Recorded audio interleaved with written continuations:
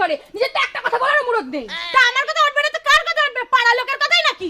আমার কথা উঠবে আমার ছেলে। আরে বাবা তোমরা দুজন একটু চুপ করবা। এই চুপ করবো কেন রে? চুপ করবো কেন? সারাক্ষণ বউয়ের ফোনে কথা বলা, তাই না?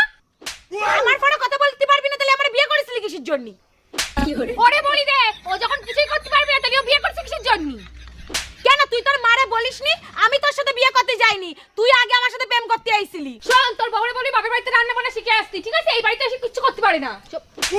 তোর মারে ঠিক করে বলি দে, ওটা আমার বাপের বাড়ি, হোটেল ম্যানেজমেন্টের কোর্স না। কি না তুই বলতে পারছিস